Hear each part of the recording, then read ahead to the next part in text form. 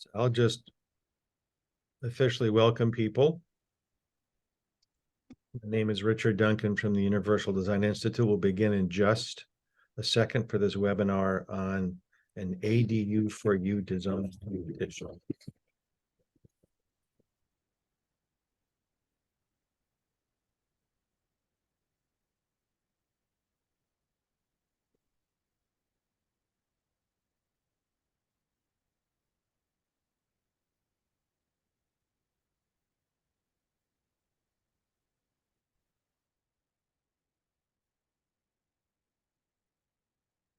Okay. So once again, welcome to folks. Again, my name is Richard Duncan from the Universal Design Institute. Our headquarters is in Asheville, North Carolina. And you have dialed into a 90-minute information session that'll introduce and provide an overview for you to this year's accessory dwelling design competition that focuses on age-friendly design. This competition this year is focused in Raleigh, North Carolina, and is sponsored and underwritten by AARP North Carolina, which we're very pleased to be in association with. The Institute is managing the process for this year. And it's building off of, I should say, very successful efforts in Raleigh in the past several years, in that they have changed and improved and upgraded their development ordinances to make accessory dwellings easier to do and more possible for more people, as well as they actually held a separate design competition last year as well. So we're following in the footsteps of a well-trod path and a lot of good work done preliminary to this. We're focusing on accessory dwellings this year for older adults because accessory dwellings, we believe, offer very unique and compelling possibilities for housing for older adults. And we're focusing on age-friendly design because there's very little in the way of examples of age-friendly accessory dwellings, or frankly, any other kind of dwellings, but certainly accessory dwellings. So we're combining those two elements for this year's competition. And hopefully by the end of this time we have together, you'll know everything you need to know about how to submit. We'll have a timeline that we'll offer you later on for some of the details and for some following on events that'll come up. So what we have here is beginning off, we'll start with Audrey Galloway, who's an Associate State Director for AARP North Carolina, who will give AARP's perspective on why this matters to them and why it's so compelling and urgent now. Following that, we'll have representatives from the city of Raleigh, Danya Sandeep, who's the Urban Design Supervisor for the city, and Katie Dombrowski, who's the Communications Administrator for the city. We're very happy to have them here, talk about the situation with respect to the city and accessory dwellings, so you'll know about that. I'll come in after that to talk about the design elements that will be important to you to know about as you move forward. Following that, Hannah Peel, who's our design lead at UDI, will talk about all the logistics of the design competition, including importantly, the landing page, which will have all the information that you want and more. At the end of that, we'll have a Q&A session. So if you've got questions along the way, we encourage you to put them in the chat. We'll also, I think, have time to take live questions at the end. And then we'll wrap up at the end of that time frame. So it won't keep you longer than 90 minutes. And who knows, maybe able to get through with it somewhat sooner. But we'll see how it goes. So we welcome you here, and I'm glad that you've expressed your interest in this, and please don't hesitate to put questions in the chat, and we'll get to those going forward. So let me introduce now Audrey Galloway, who's the Associate State Director for AARP North Carolina. We value her as a close colleague who's been committed to issues like this for many years. I can attest to that personally. Audrey, you and I go back a ways. And so it's great to have you here and great to have AARP as the sponsor for this. So let's get your slides up and we'll let you take it away. Thank you, Richard. And yes, Richard and I go back quite a ways, and I'm excited because we finally have an opportunity to really work intimately with each other. As he stated, I'm Audrey Galloway, and my title is actually Manager of Federal Advocacy and Outreach. When Richard and I met, I was associate state director, and I've since moved up in the organization. But first, thank you all for being here today, and thank you for your interest in ADUs, and particularly ADUs in Raleigh. When people find out that AARP is interested in ADUs, the question I often get is why? On the surface, it may seem like ADUs and AARP's promotion and advocating for ADUs isn't compatible with our mission, which is to empower people to choose how they live as they age. And in addressing that question of why, I'd like to point out some data to you. Next slide, please. And the first thing I want to point out to you is some survey results from our 2021 Home and Community Preference Survey. This survey helps us know what older people or older adults think about in terms of housing options. And according to this survey, there's a need for people to stay at home and not move. 49% want to move somewhere they can age independently, and 55% want to move to a place where they feel safe. So what we know is what is top of mind is independence and safety when older adults are thinking about where they live and how they live. Next slide, please. We also inquired about the concept of sharing a home and the possibility of sharing a home. And from that same survey, we find that a majority of people would consider sharing a home if they need help with everyday activities. And a majority of the people would consider sharing homes with family members and friends, but most likely not with strangers. You see that very low 6%, that would be willing to share a home with a stranger. But overall, it's family members, it's friends, it's someone who I know, someone who I trust. So if we know that the 50 plus value safety and independence, and that they would be willing to share a home with family and or friends if they needed help, then a housing option that can meet those wants and needs is an ADU. Next slide, please. But before I delve deeper into those statistics, I want to provide a brief history of AARP's relationships with ADUs. So those of you who are old enough to remember 1926, and I'm guessing none of us are, there was a Supreme Court case of Euclid versus Ambler, which kind of catalyzed the growth of single-family residential zoning districts.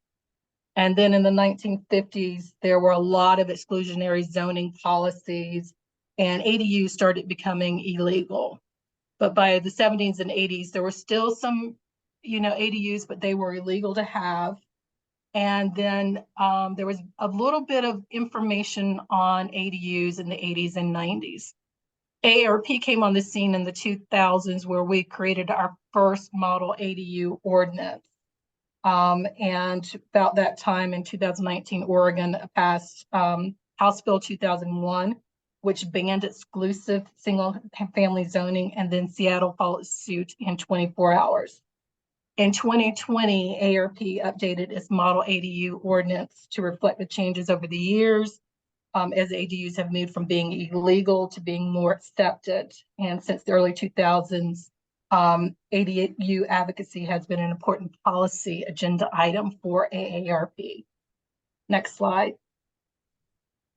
Now, this slide is just kind of a fun slide when we think about ADUs, and this slide will also kind of age you. It will tell folks how old you are if you can recognize some of these elements. But these are ADUs from various movies and television. And we will say to you that the most popular and the most recognized ADU is that one in the middle, which is Fonzie's garage apartment from Happy Days. I don't know that many of us who were watching Happy Days when we were growing up recognized this as an ADU. It was a garage apartment or the room above the garage, but it is an ADU, as is the Great Gatsby, Nick's rental home on Gatsby's property is not attached, as well as the basement and the attic from the series Full House, where family members lived both above and below the main house. Next slide. So returning to the survey, we asked about the use of ADUs for older adults and their importance. And what we found was that nearly 3/4 of the respondents said they would like to create an ADU for a caregiver to stay, which is really important, especially in this day and age where the pandemic has caused so many to reassess how and where they live and what their needs are. Also, according to the survey, people want to create an ADU for a caregiver or for a loved one who needs care and to provide housing for relatives or friends. Remember, going back to that original slide, people would be willing to stay with family or friends, and an ADU provides that opportunity. Next slide. And when we talk about why ADUs are important, we look at the survey results. And as I mentioned earlier, ADU advocacy has been one of our important policy agendas. And the survey had specific questions in relation to ADUs, where the respondents mentioned that 60% of adults said they would consider living in an ADU among those survey respondents who are 50 plus. And they said they would consider building an ADU. A majority of them want to be near someone to have support doing daily activities and to save money. That harkens back to that desire to be safe, but to maintain independence. And independence in an ADU is I get to live in a space by myself, but there is someone close by who cares about me, who I can count on if needed. Next slide. In summary, what we know about older adults and ADUs is that we know that ADUs are play an important role in providing housing options, especially for older adults. As an independent living space, an ADU is self-contained. It has its own kitchen or kitchenette, bathroom, and living and sleeping area. We know that ADUs can enable homeowners to provide needed housing for their parents, for their adult children, for their grandchildren or other loved ones. We know that an ADU can provide older adults a way to downsize on their property while a tenant or family member resides in the larger house. We know that since homeowners can legally rent out an ADU, house or apartment, ADUs are often an essential income source, specifically for older adults who are on limited incomes. We also know that ADUs help to improve housing affordability and diversity in a community's housing stock without changing the physical character of a neighborhood. And so overall, we feel that ADUs are beneficial, they're needed, and they should be housing options for people of all ages. Next slide. In addition to meeting the needs and wants of older adults, ADU advocacy is a part of ARP's livable communities work. We know through research that people want to age in place. They want to stay in their homes, in their communities, and not go to nursing homes. And they want those homes to be affordable. We also know that by 2030, 1 out of 5 people will be 65 plus. As a matter of fact, by 2034, there will be more people over the age of 65 than under the age of 18. For communities to be prepared for this rapidly aging population, this large, rapidly aging population, communities need to make themselves age friendly. And being age friendly means that you accommodate the needs of the 8-year-old as well as the needs of the 80-year-old in your planning. It is deliberate. It is about thinking ahead and being willing to put up resources to support the 8 domains of livability. ARP launched the Age Friendly Network several years ago and had small communities join them. Since that time, they've had 11 states sign on to be a part of the network.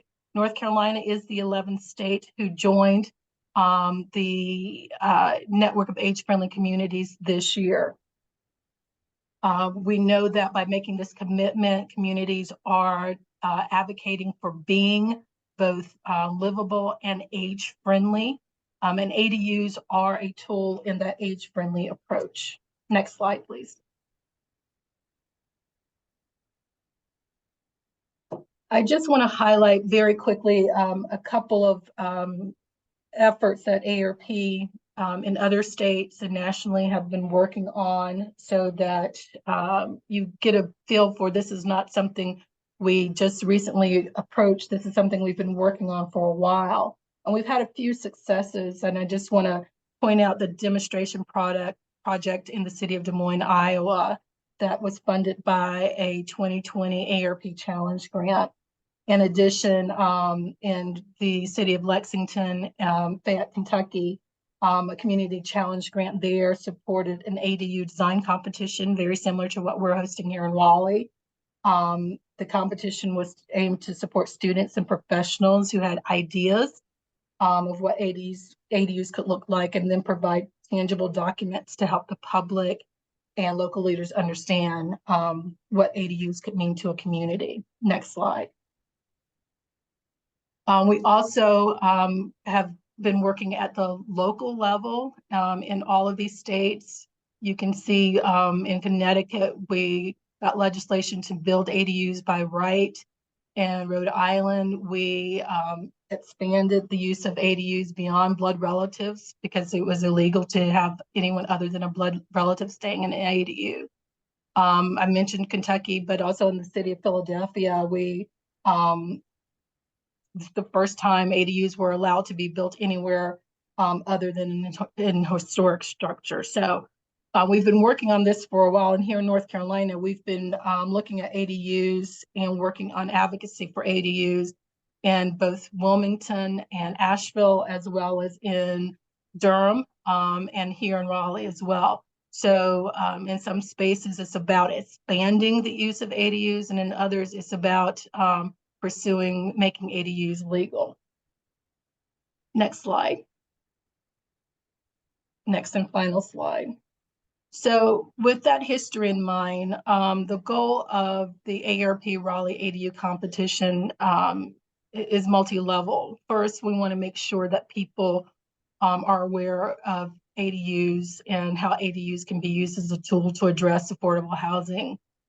So that can mean that someone can downsize and move into an ADU, spend less on their housing, or they can have an ADU on their property, stay in the main house, and have someone rent out the ADU, thereby making their current housing situation more affordable.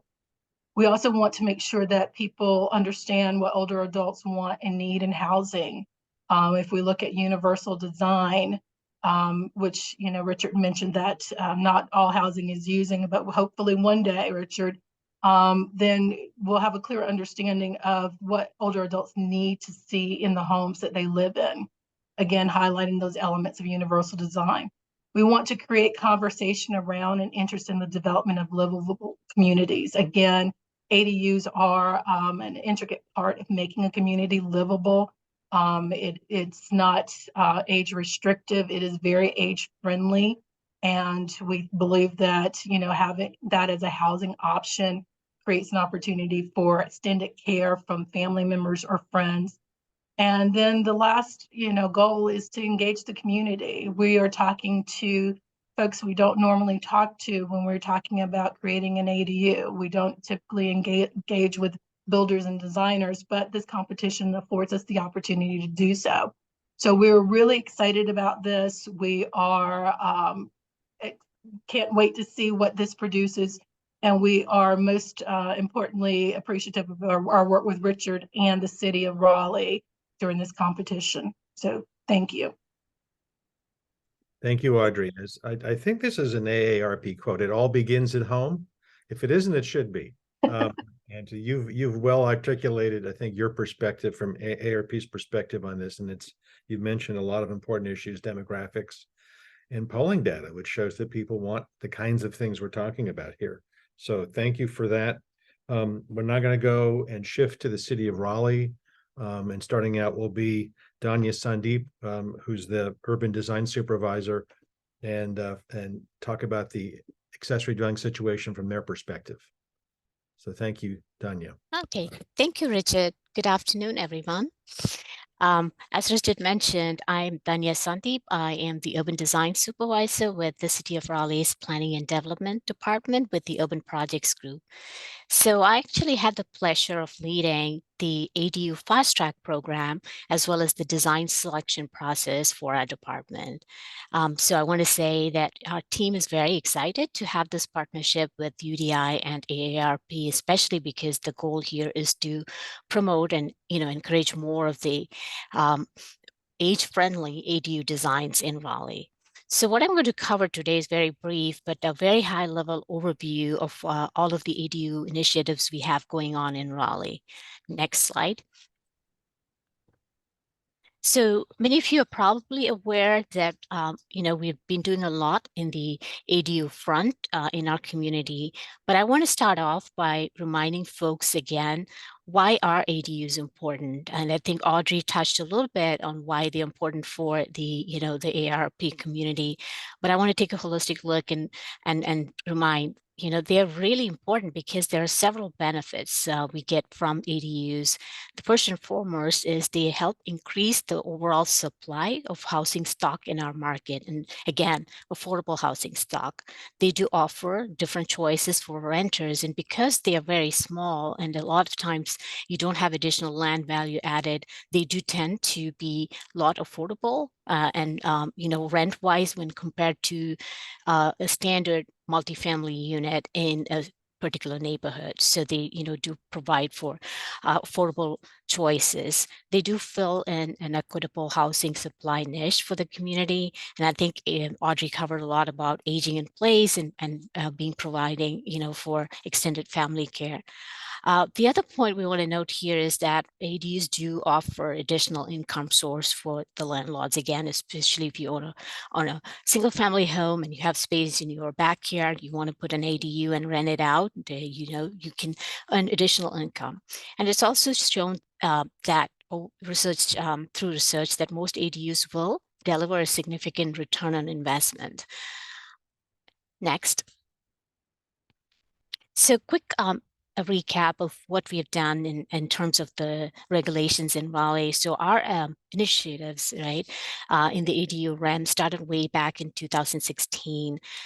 We had a citizens petition to council to request a pilot ADU overlay for the Marquee neighborhood. So kind of the conversation started back then. Council authorized the text change, but it took about 2 to 3 years of deliberation with the community before we could actually adopt an official ADU overlay district back in 2019.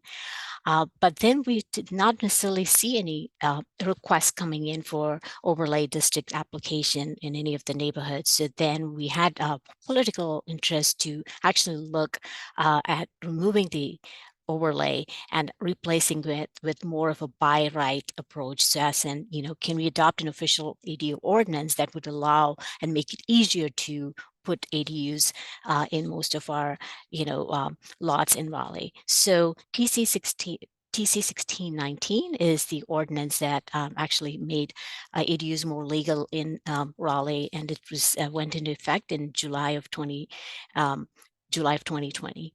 Now, the purpose again with that ordinance is to make ADUs more accessible and easier to, to put in place by right.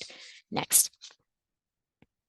So quick definition of what do you mean by ADUs? Again, these are independent dwelling units. They are located on the same lot as your main primary residence, and they are limited to residential use only.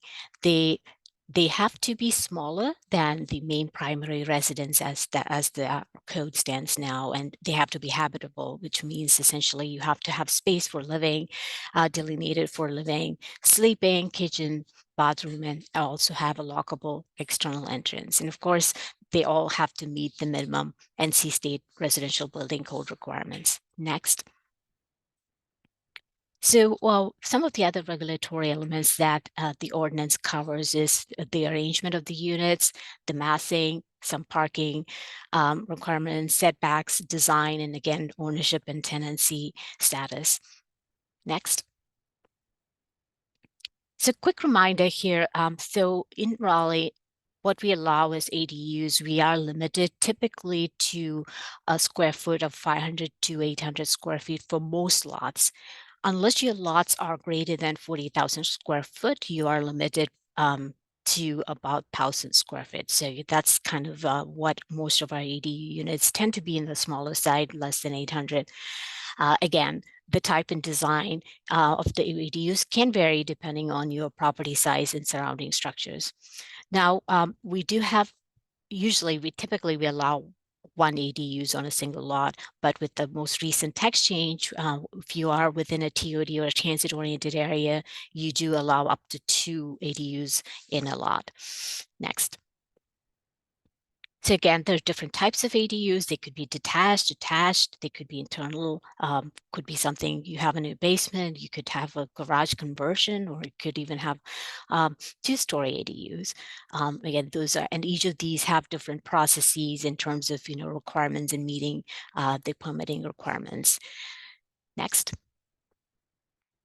A quick mention of our ADU Fast Track program. Again, we launched this in late December 2022. We were the first in the Southeast region to do this. We pretty much modeled after West Coast cities, mainly Seattle, and where pre-approved ADUs, and this has been a success.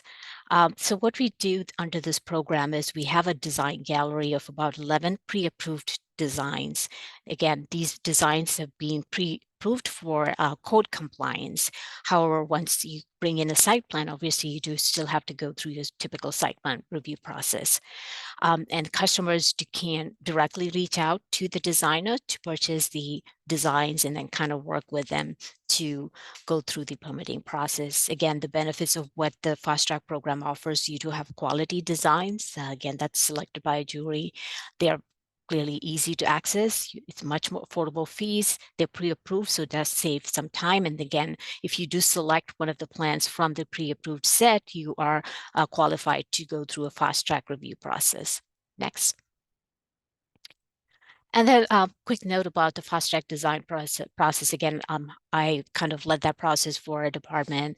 What we did was, this is very similar to what UDI and ARP are trying to do now. We opened a call for designs last summer, and we had a design jury selected. And they went through all of the submissions. We had a very overwhelming response. We had more than 50 applications that came in. Really, that tells us a lot about how engaged and how ready the community is to accept ADUs as a housing type. And the jury recommended about 11 designs. And in general, here are the 5 main criteria that the jury used to select the top 11 designs, of which affordability was weighted very highly. Then, of course, looking at architectural elements, constructability, sustainable elements, as well as the context in which some of these designs would fit in.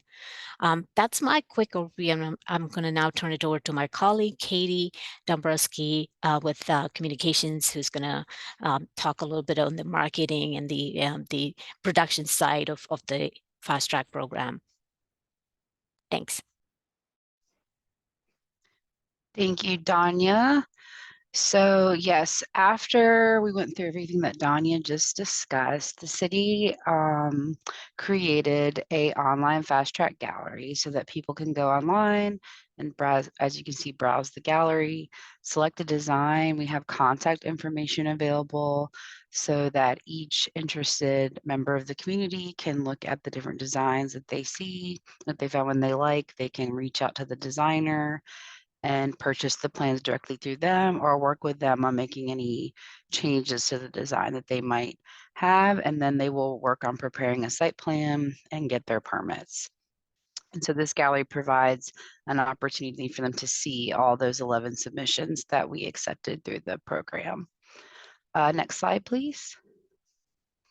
And here we just have some examples of some of the designs that were submitted. You can see their various shapes and sizes and locations in the yards. And this again just gives our residents a better idea of the possibilities when it comes to having ADUs. I believe the next slide also has some examples. And again, these are all ADUs that have been built in Raleigh, and some of them are the conceptual designs from our gallery. If you want to go to the next slide. And then something we've also just started doing recently is providing some data and around our ADU permitting as interest has grown in Raleigh since launching the Fast Track program and gallery. So you can go on our website and see how many permits have been issued for ADUs, how many have been completed, where are they, and how many do we have under review. Next slide, please. So just a few takeaways from how things have been going for us over the past year with the Fast Track program and online gallery. This again was a really proactive approach by the city to try to provide more housing options. We've actively promoted the ADUs and the ADU program after adopting the ordinance. Even though we haven't seen a lot of ADUs come through the actual Fast Track program, I think it's been a really strong marketing tool as far as educating people on ADUs and the opportunities that are there, and starting that conversation, connecting the public with designers who can help them build ADUs, or give them again their options for their property or what their goals might be when it comes to why they want to have an ADU. We are finding that our customers do want to customize the plans that they see in the gallery, which is why we haven't had a lot of plans come through the Fast Track program, because they have been, again, as Danya mentioned, pre-reviewed by our building team. If they make changes to the plans, then we have to re-review them to make sure that they are still code compliant. So we're finding, again, a lot of our residents and customers are wanting to make changes to the plans after they go into the gallery. We do plan as a city to audit the program and review it and see how things are going, interview our designers, and just see how we want to grow and expand the program over the next few years as more interest continues to grow around ADUs in Raleigh. So like it says here, we'll be surveying and getting feedback from property owners, designers, and residents who have viewed the gallery. So next slide.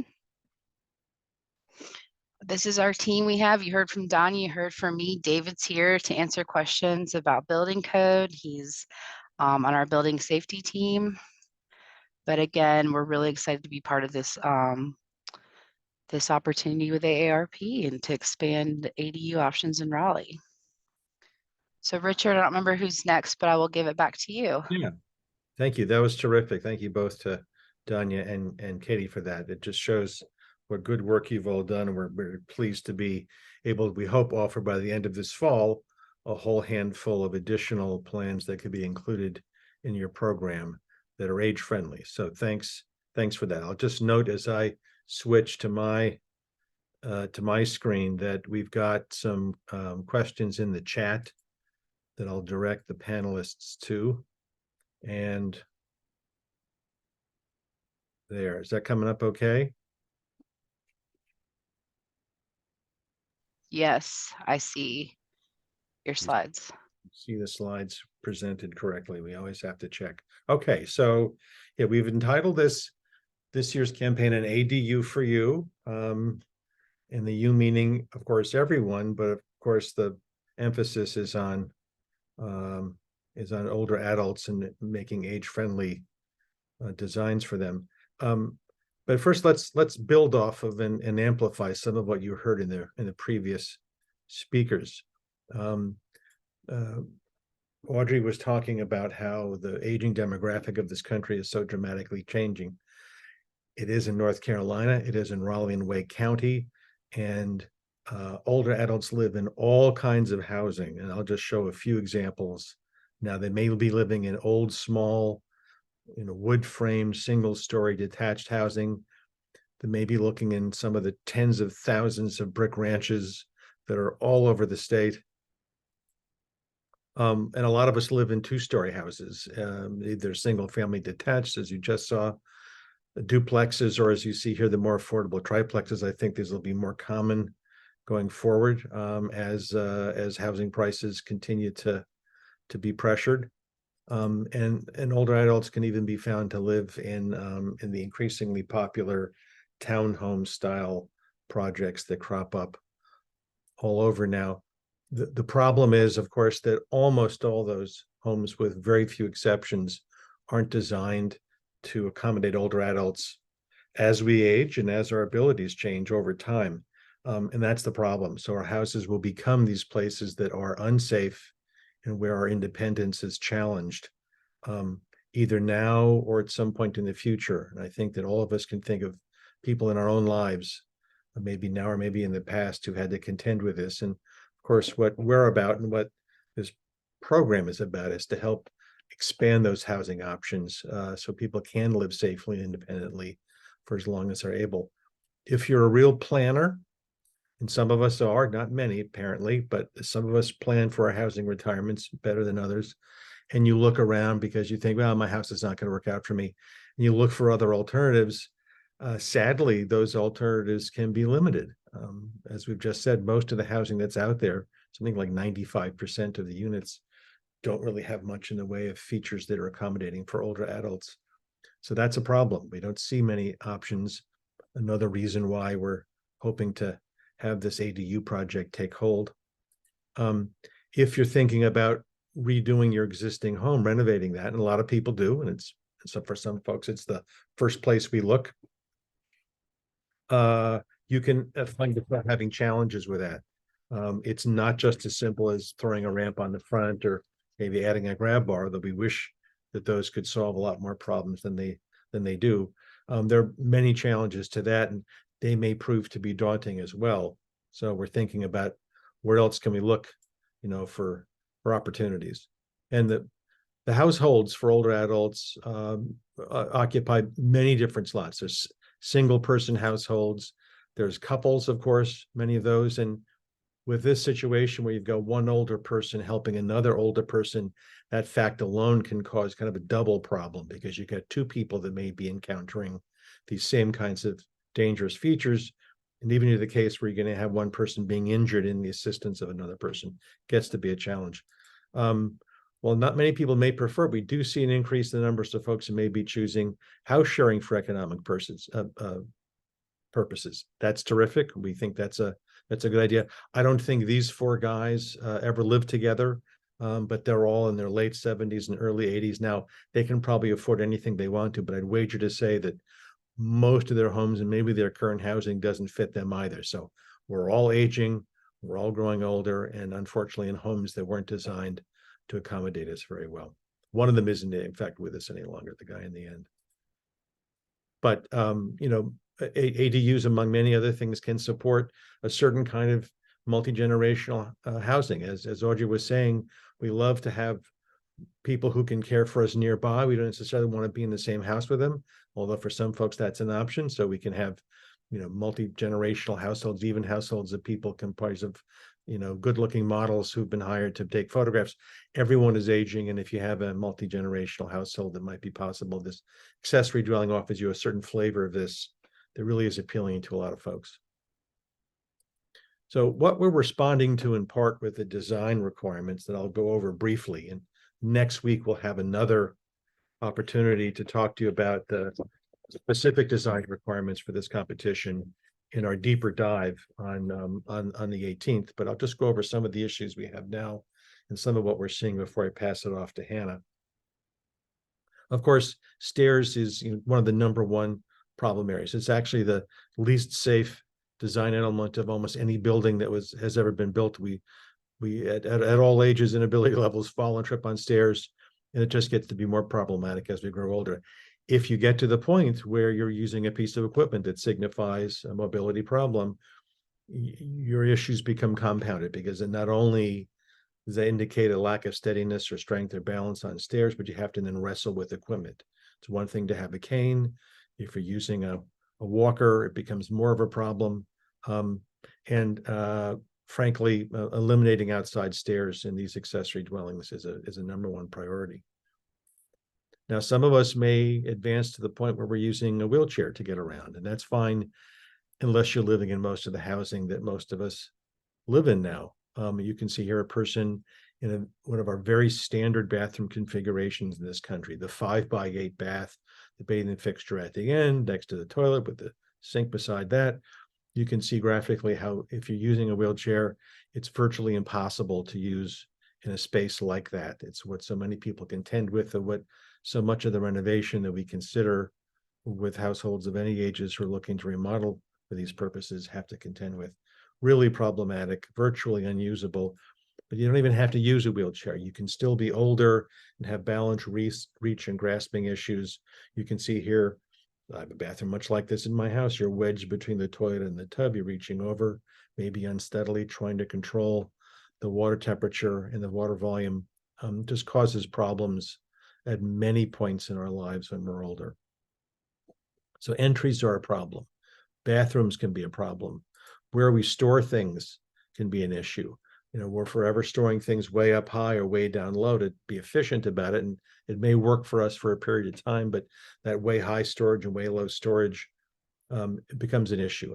I know I don't want to have to crawl around on my hands and knees any more than I have to these days. And certainly reaching things up high is becoming a less exciting prospect to me. So being thoughtful about things, even as basic and normal as that, is important.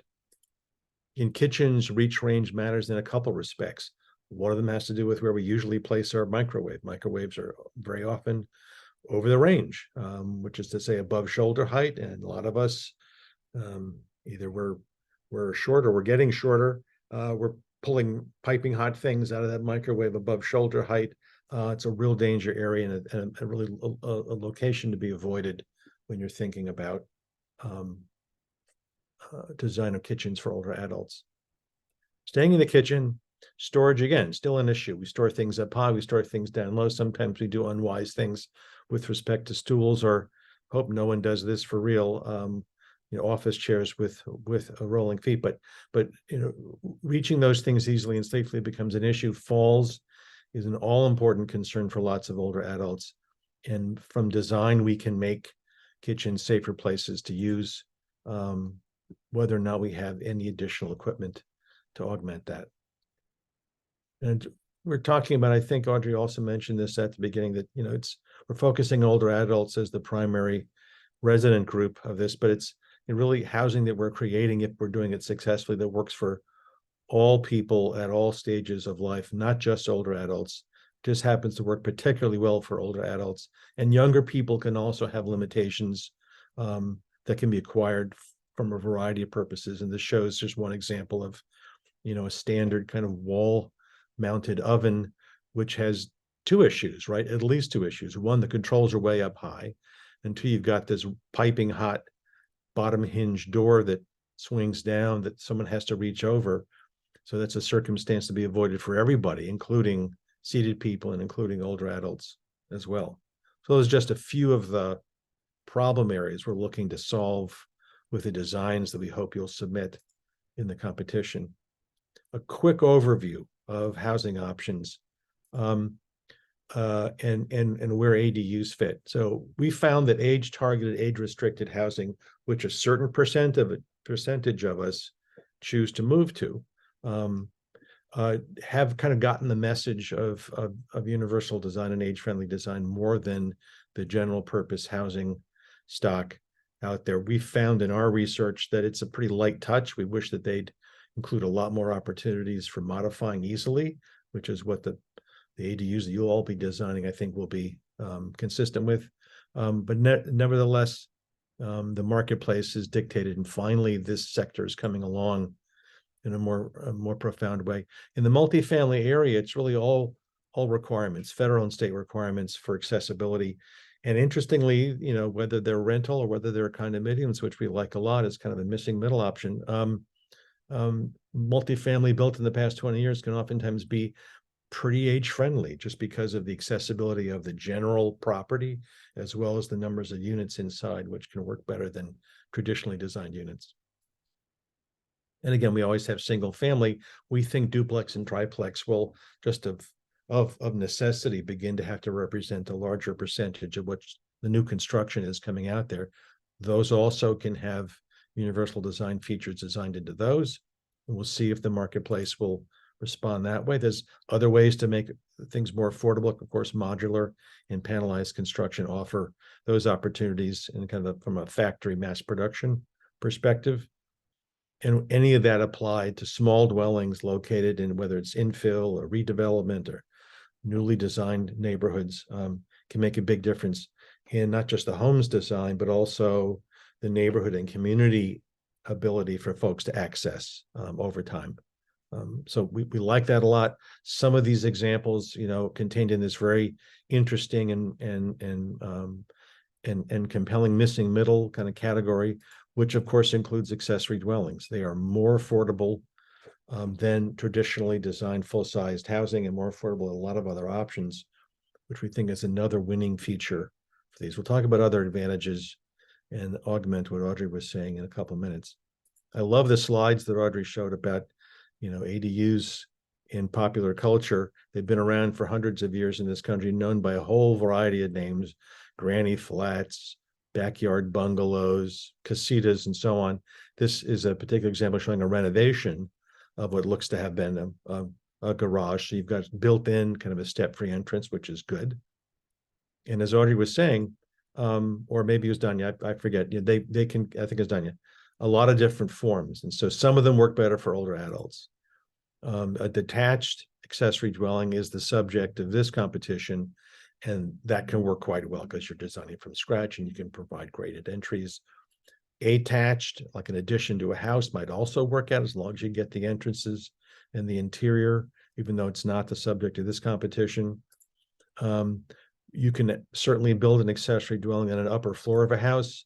Not so good if your occupancy is for an older adult. That might be better for a caregiver or a renter or another family member. A renovated basement, like a walkout or rollout basement, can work out well also, but you got to have that entry that's reachable without using stairs. So that's a qualified yes for that one. Above a garage, I guess that's the Fonzie flat. Terrific idea, but if you want an older adult living in them, not such a good idea. And of course, the garage conversion, which I just showed you before, has real possibilities for older adults. Our subject of this competition is the detached accessory dwelling, with the first example there. And generally speaking, in my universe, we see accessory dwellings between 350, 800 square feet. You can go larger in some places and under some circumstances, but this is generally the range that we see. Below 350 square feet, it gets into some challenging territory the further you go below that. And I think specifically I need to mention here that this has nothing to do with tiny homes. Tiny homes is a whole separate kind of genre of housing, very tiny, like 200 square feet or less.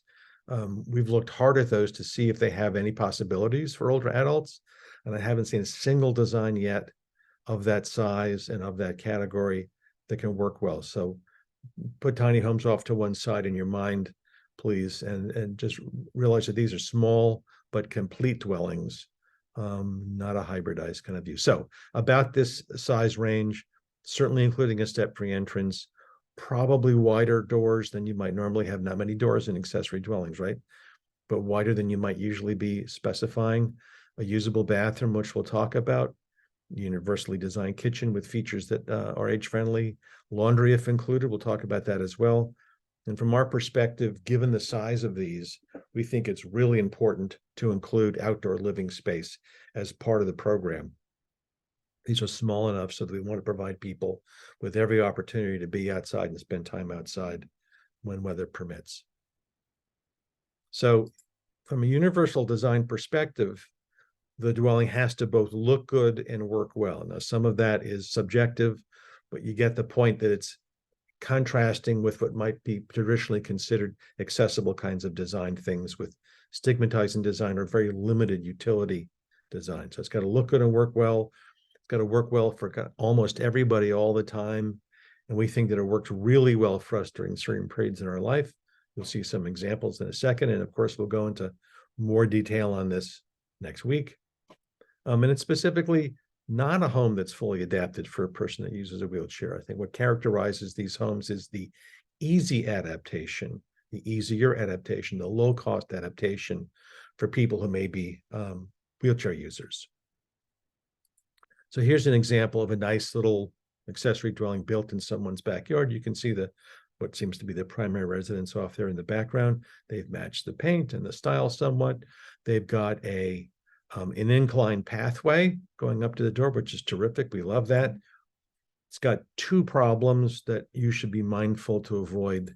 And again, more detail on this later, but while it does have an inclined pathway, it looks like it's an inclined pathway right up to the door. So if you imagine an older adult who may have balance issues, trying not to fall backwards as they wrestle with the keys, their purse, their packages, and open the door at the same time, it's not a great recipe. So you do need to have that level platform. And you need to have a covered area over that doorway. You'll see examples of some of these in the slides that I'll be showing you. That's to prevent water infiltration around the doorway, ice or snow buildup, but also to provide for comfort and convenience for all the users. And we older adults sometimes take longer coming and going. We want to provide weather protection for them when they're doing that. So back to the slide. So you see it looks to be a step-free entrance in, which shouldn't be difficult with the converted garage. A little roof, perhaps not big enough. Who knows how much weather protection that'll provide in terms of water infiltration. Might be terrific in terms of a person standing there. And this is not an accessory dwelling, just to be clear. I'm showing you this because it has some of the elements we're looking at. It's actually an infill project that we helped with the design on near the cemetery, near Oakwood. So it's a small single-story house. You've got a gentle sloping pathway that starts at the driveway to the right, goes up around the Nandina bushes, winds up on the porch, which is at the same level as the first floor. It does have the porch roof, which is terrific. We love hanging out on the porch anyway, but this also provides that essential weather protection we talked about. It also has stairs. We don't hate stairs. You just need to have another way to get in the house besides stairs only. And if you were designing this for an older adult, I would think you'd really want to include handrails, because if folks are going to be using stairs, handrails make a big difference in these sometimes unsafe staircases. And the pathway is not grass, it's not gravel, it's not uneven flagstones. It's firm, stable, and even. So some examples from recent work that we've showcased in other contexts. This happens to be an addition to a primary residence with some outdoor living space with this screen porch off to the side. It does not have a step-free entrance. The fortunate thing in this circumstance was that the primary residence already had a ramp coming up to it, so we didn't have to contend with that at the front end. At least the designer and the owner didn't have to contend with that. So that's good. They had it built in, but they did allow space if they needed to have something added later on. But they do have an access in. And this is a garage conversion also. This is in Durham. Both of these are in Durham. You notice they've got the screened-in porch outside as well. So we think that's a valuable thing to include. So here's our first of a series of images that we'll kind of hop through quickly, spending more time on this next week. You can see it does have a set of stairs. It could have been a graded entrance easily, which is what we're looking for. This one happens to be about 350 square feet. It's really you might think of it as a studio apartment. They've got some outdoor living space. There is a covering over that entry area, which we like. It has a couple of features I'll just point out here quickly. It's got a step-free, curbless, thresholdless shower. They did add grab bars, and we want to advise people that we're not looking for grab bars in the competition. Those can be added later on. We do require blocking. We find that the arbitrary location of grab bars, essentially pretty much where you'd find them in a McDonald's restroom, is not the thing for older adults. They need to be located specially and later by them. They do have a nice feature here in this bathroom, which is this outswinging door. It creates a lot more space in the lot more usable space in the bathroom if you're tight on space, and usually opens up into a location that's not so much of a passageway, particularly in a small house like this. Slightly larger unit. This does have a ramp. Again, they could have graded this easily. They do have the outdoor living space. They do have a roof overhang over the doorway, so that's good. Again, slightly larger, so kind of a bedroom. But you think about this and all the different things you might try. Murphy beds is a possibility. There's all kinds of technology available with those now, as well as these movable walls that have, couch on one side, bedroom on the other side. All kinds of interesting things might be tried with these small dwellings. This one I'll point out the fact that they did have the space to put a side-by-side washer dryer. I'll talk more about those in just a minute. About the same size. In this case, we used pocket doors. So pocket doors is another way to avoid the door swing that takes up so much space in these small dwellings. We did an experiment knowing that high storage is such a problem. We said, what could we do this without using any wall storage at all? And so this is where we got to with this. And you could certainly add cabinets if you need some more storage space. And the issue is not so much the lower cabinets, right? It's what's stored on top. But we did put a smaller sized under counter dishwasher, not so deep, right? Don't have to bend over so far. And with a small household, not much of a problem. We featured base cabinets that have drawers. Again, the storage comes out to you in the drawer. You can see it and access it physically more easily, even though some of it might be low. We also included a lowered counter. Wouldn't have to do that. You could use the table over here, or you could put something like the microwave over there. That might be possible. Again, no wall cabinets shown here. We do have an alcove. Could be the location for the microwave. You have drawer base below that. But you have a space for what was some of our favorite kitchen storage, which is pantry style storage. A lot of different flavors of this and how it might work out. This is just one example. We'll show you more next week. And of course, if you've got, a cooking range of some kind, front controls is critical. So you can see the controls more easily. You can access the controls without having to reach over the hot burner or hot cooking items. And if you've got an induction stovetop, you solve the hot burner problem right away. There are also options now that come out that have, in fact, 2 ovens, 2 over, under. And of course, using that top one is the thing that is easier for us older adults. You don't have to reach down so far, maybe only on special occasions, use the lower oven. In a million flavors. Now, kitchens are complicated spaces. You can locate a lot of different features in there if you want to. Okay, this is our largest example, happens to be 800 square feet. There's the ramp. They do have the outdoor living space. They do have the covered entryway there. And again, we're not looking for ramps. We just have to show you these pictures because they're tied to our interior drawings. In all those cases, they could have had a graded entry without too much trouble. So they squeezed 2 tiny bedrooms in here. You can be the judge of whether these would be appropriate for someone long-term. If you have a couple that sleeps in separate spaces or roommates, primary occupant caregiver, it could work out. Very small, you'd have to really be careful in your placement of furniture as you're thinking about people's use of that over time. In this case, they chose not one of my favorite bathing options, which is a tub. You could take that out later and use it and replace it with a curbless shower. But for most folks, we'd say the curbless shower is really the way to go. This shows another location for the microwave, on a counter in an alcove by itself, which is fine. And here's my mom actually showing her use of these front loading washer dryers, which are really the kind of gold standard now for usability. One of the things we love is the flexibility of placement in terms of height. And she was only about 5 feet tall. You can see even for her, floor mounted is too low. She would have really done a better job with these had these been about 6 inches higher. So we like this as an example. You won't always have that space in accessory dwellings. We're not giving a preference for small versus big, but if you go small, you can do some other options, which I'll explain, I think, probably next week. I guess I have a lot more slides on how to arrange laundry if you want to include that. So I mentioned curbless showers. There's a lot of different varieties of these, tiled, fiberglass, 3-piece, 4-piece units, but they make them now work quite well. 3 feet deep minimum. 3 by 5 is probably the average that we're looking for, with a very tiny threshold at the front, and still really no problems with water getting out of those. And they offer so much more utility. You can obviously put a seat in there, put a hanging seat in there if you want to. That's our brief tour of some of the design features. We think that what you'll come up with is high function, and that what you come up with will enhance livability.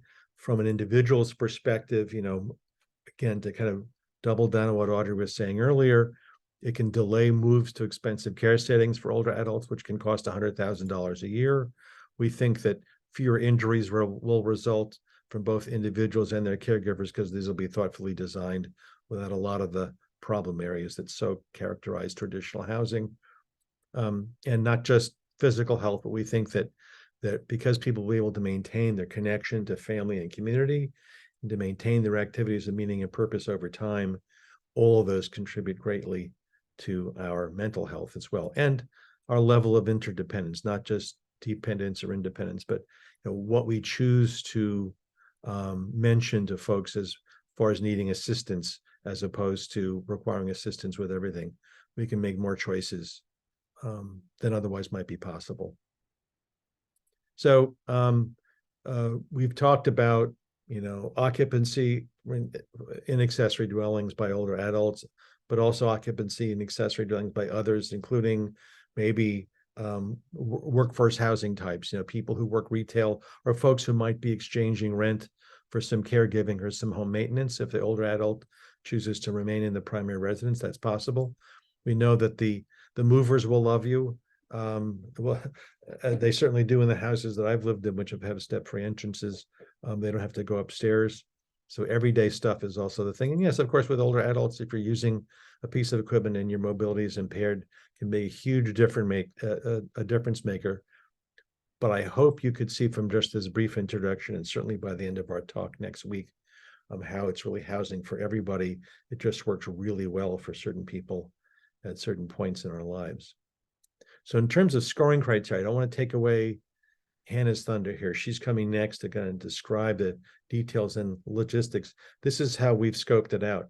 50% of the possible points will go towards the age-friendly category, 25% in construction issues, which I think include sustainability kinds of issues if you choose to include that in there, and then 25% for context, whether it's because you've designed it in a way that it could accommodate a variety of sites, or because it's particularly context sensitive, or because it enhances privacy in particular ways. Again, we'll talk more about these next week.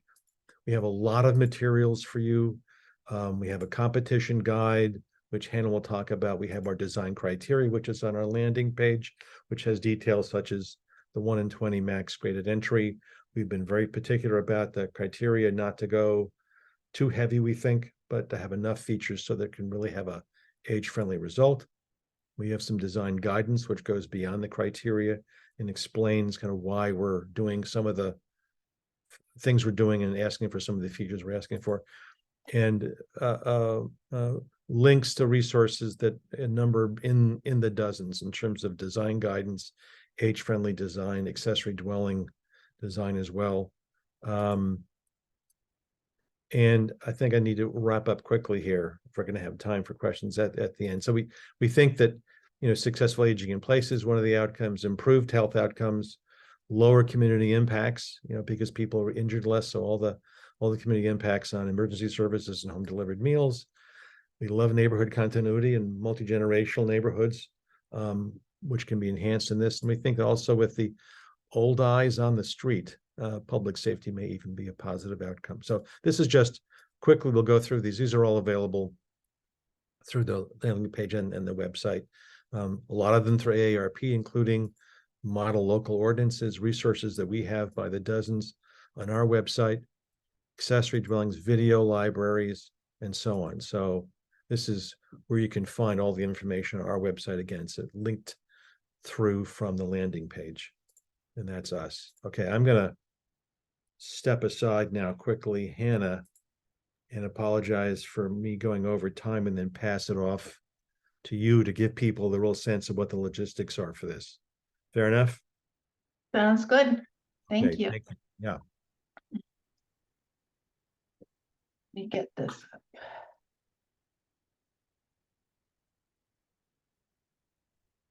Again, my name is Hannah Peel. I'm with the R.L. Mace Universal Design Institute. It's great to see everyone today. We're hoping that some of you will decide to enter this competition. I'm the primary contact person for this year's competition. So after this event and over the next month and a half until submissions are due, if you have any questions, don't hesitate to call or email me. We want to help you create the best age-friendly designs possible.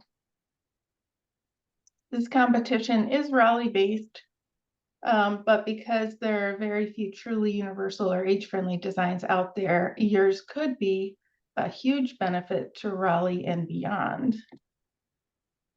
Let me see if I can figure out how to do it. Shoot.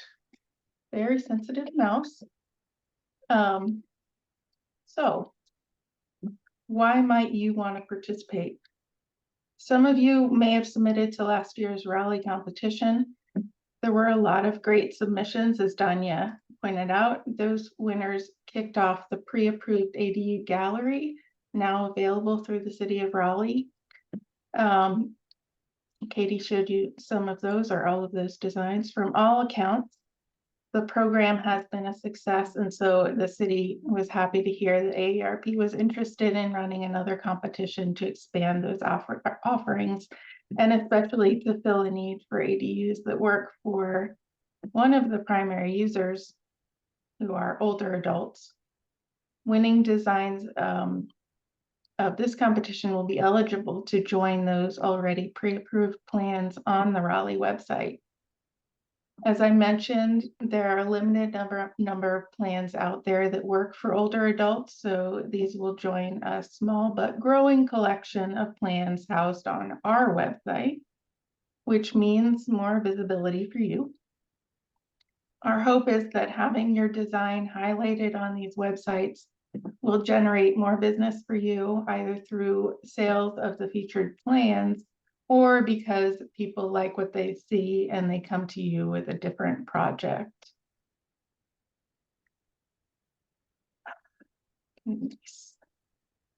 So the timeline, today is the 12th. On September 18th, next Monday, we'll offer a presentation that will go into more detail about age-friendly design and the things that you'll want to pay particular attention to for this competition. Richard kind of hinted at those things. The link to register for that will be posted on the landing page in the next day or two. In less than a month, the submittal portal will open and we'll begin accepting submissions. So you have until October 27th to get your submissions in. About 2 months from now, about 2 months to work on designs and submit them.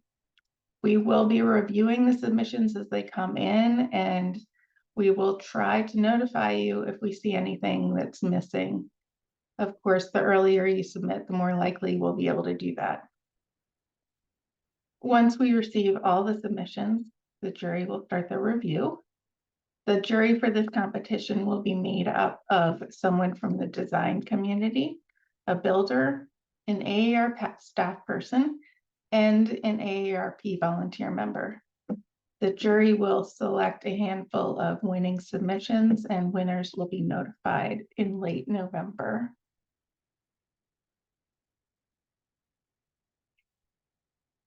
What are the drawing requirements?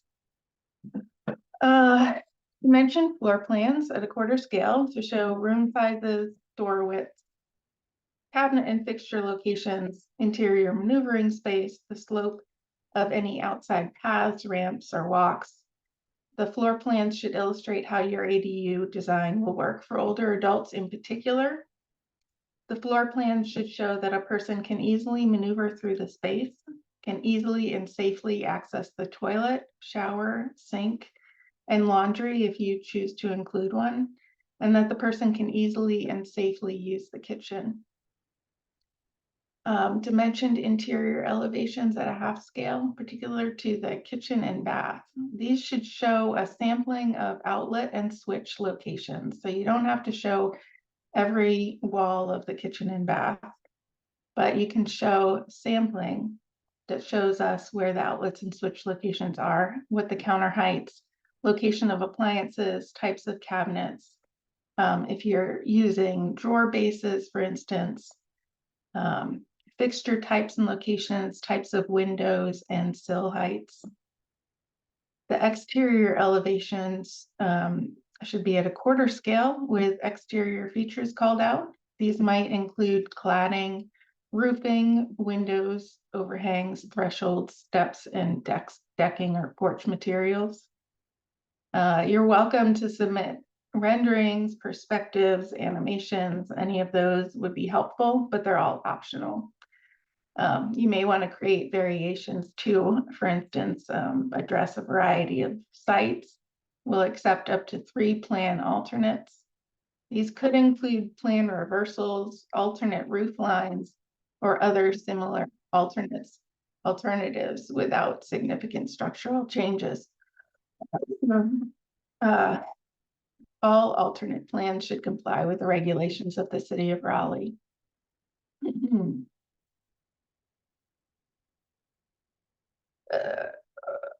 There we go. The narrative. While we all hope that our design work speaks for itself, because this is an online competition, you won't be able to present your design to the jury in person. The narrative will be your opportunity to reinforce how your design meets and/or exceeds the scoring criteria. The criteria provide a base level framework for what we're looking for.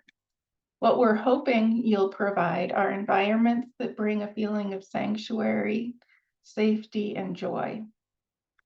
Have fun with it, and remember also that we're looking for designs that will be easy and inexpensive to build. We're hoping that these designs will be affordable to folks of moderate means. We would like these to be affordable over the long term and hold up over time. So high maintenance, durability, and ease of maintenance are going to help with that. Using interior materials and finishes that do little to no off-gassing would also be great in providing that healthy interior environment. These houses, though small, need to sustain and nurture the lives of the older people who live in them so that they can thrive. In addition, describe the high function characteristics of the fixtures and appliances you've chosen. We realize that you may not be involved with these decisions in each case, but the important part is that you know what to recommend that will work best for your client if they ask. You'll find guidance about what the best options are in the age-friendly criteria and guidance docs that Richard mentioned. You'll find links on the competition landing page to those, and they're listed on the resources page as well.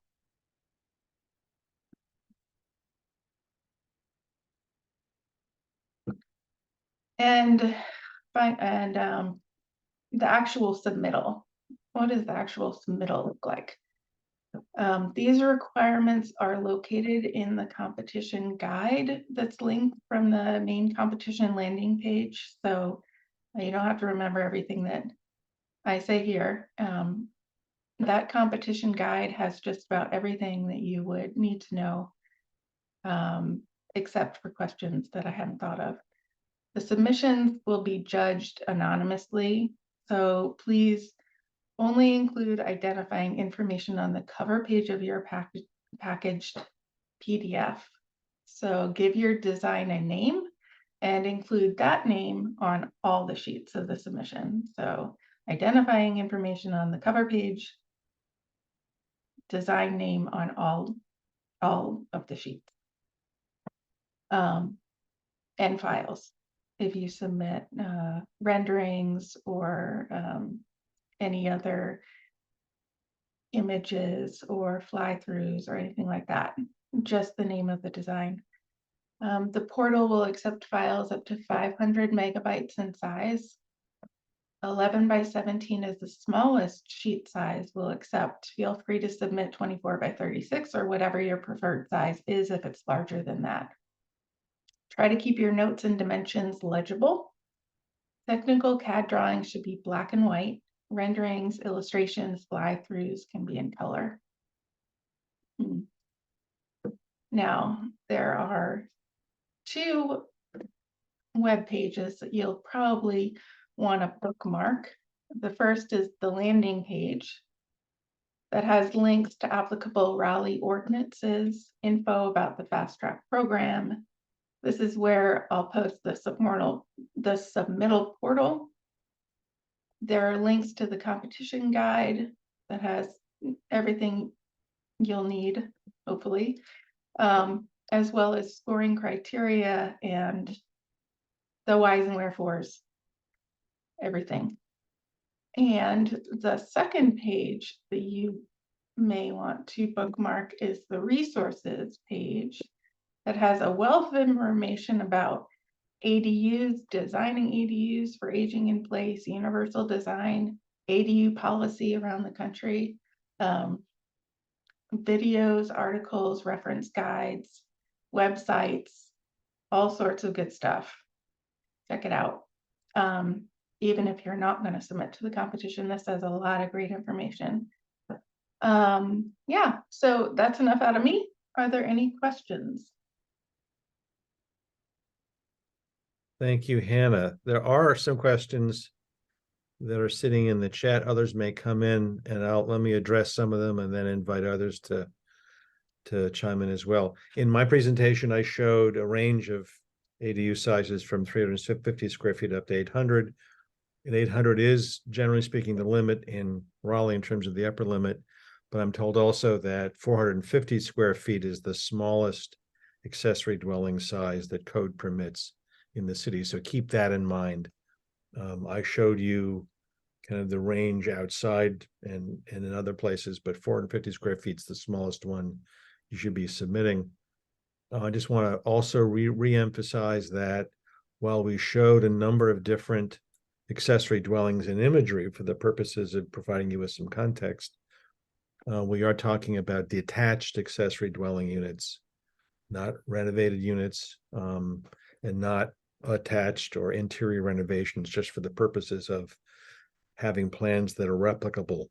Of course, you may have a client who finds you in the gallery and then it comes to you for a interior other adaptation, and that's fine as well. But for this competition, they're detached accessory dwellings. Another question that comes up a lot, we talked about affordability, and we know that in these days, affordable means different things than it may have before because house prices and property prices are so very, very high. And we like to think of accessory dwellings being more affordable than otherwise equivalent kinds of dwellings. And we still think that that's true. Of course, it's by comparison. So you could still easily spend, or the consumer might have to spend ultimately $100,000 or $200,000 for these. We're looking for interesting ways that you can suggest that might keep that as affordable as possible within the context of what we're dealing with these days. Although I don't think we're asking for pricing, are we, Hannah? No, that's fine. Just you show us what you can. So those are a couple of the questions that are there. Am I missing some, or anybody else want to chime in on any of those items? What I'll say, I guess, in conclusion, is that we have this extensive FAQ section that you can get via the landing page. The landing page really is the key to getting to everything you want to find out about the competition, that asks and answers a whole long list of questions that we think you'll find useful in going through if you have a question later on. I'll remind you that we're going to open the portal on October 6th. You have until the end of October, the 27th, to submit your designs. And we, and particularly Hannah, is around between now and the end to answer any questions. And if we field questions that it's really appropriate for the city to field, we're going to send it their way. And likewise, if they get questions, they'll send it back to us. Anything anyone would like to say in conclusion? I think I've handled the questions that we have in here. Okay, that being the case, we're just about at time anyway, so I'm happy to draw this to a slightly early conclusion and thank all the panelists, thank AARP and the City of Raleigh for the terrific work you're doing. We appreciate the folks who are in attendance, and we hope to see submissions from all of you, and please pass the word. We'll be reaching out to you with periodic updates along the way as well. Okay, so long.